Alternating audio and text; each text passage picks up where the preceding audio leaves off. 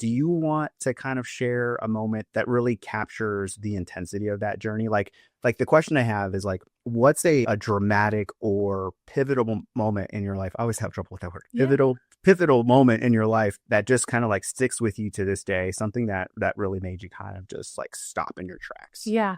So I would say off the top of my head, I have two. The first one was back in 2021, addressing my mental health, which led to huge momentous things for me. I was in a very toxic, abusive relationship where I kind of was already a single parent for a really long time. And I had been with this person for 10 years of my life. And so when I started addressing my mental health and uncovering, why do I constantly feel this way? Why am I going to sleep wondering if this is what life is supposed to be? And trigger warning, I struggled with suicidal ideation for a really long time and suicide attempts. And I think it was because I wasn't ready to come to terms with the life that I was choosing to live.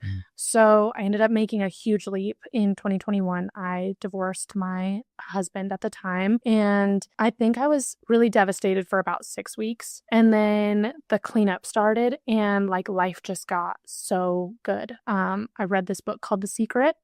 And it kind of changed my entire mentality on my pessimistic tendencies, pessimism. I don't really know the good word for that, but I was really pessimistic. It changed my mentality on that and kind of gave me the bright side of everything. And once I started acknowledging how awesome of a person I am and my kids are, is when life got really good.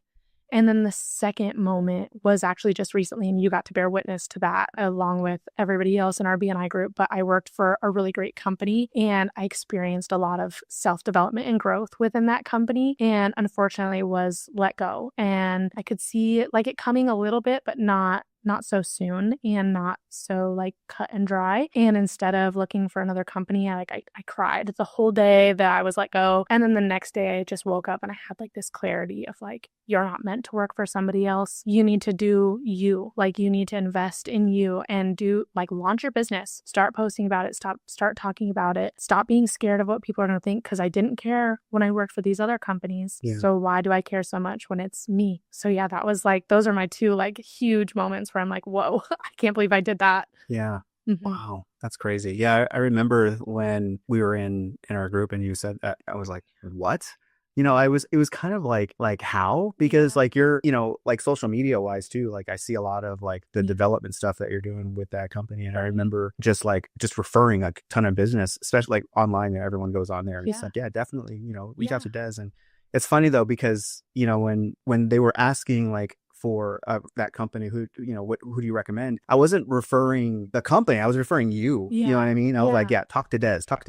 She'll hook you up. And then now when I see that, like I'm still saying like talk to Des for whatever, but it's kind of a shame, because I think if that company would have let you do your thing for more than a few months, like they probably would have seen a much bigger return. But I mean, I would say I have done business development a few times, and this company was really where I don't know if it was them or if it was me, and I think it was a good spice of both, but this is where like I saw the traction. And so I was there for 5.5 months. And for anybody that has done business development and had to kind of create their own clientele, it's really difficult. You usually don't see traction in the first 5-6 months, sometimes even a year. And we had a solid amount. Like it was really good. So I do share those similar feelings of like, man, if I was able to stay there for just a little bit longer, like what could we have created? But the universe had other plans. And like, I don't think that I was supposed to be there any longer than I was. And I'm happy that I got to work with them because I realized what I'm capable of. But again, I think any more amount of time and maybe I wouldn't be where I am with my business and myself. Well, I mean, how long have you been like having or developing like your lemonade business? Like how long was that been in the works? I started it on the side. I think I applied for my entity name, which is the very first thing that I did aside from like start kind of creating some lemonade concoctions. But I got my entity name in April of 2024. And then got my LLC in September, and then started working towards like my food manager license and everything. I was selling lemonade here and there, but I would say that I like officially established and like hit the ground running 2 days after I was let go. Yeah, my first event was that Friday. I was let go on a Wednesday. First event was Friday. And then I had Saturday and Sunday, and it just really hasn't stopped.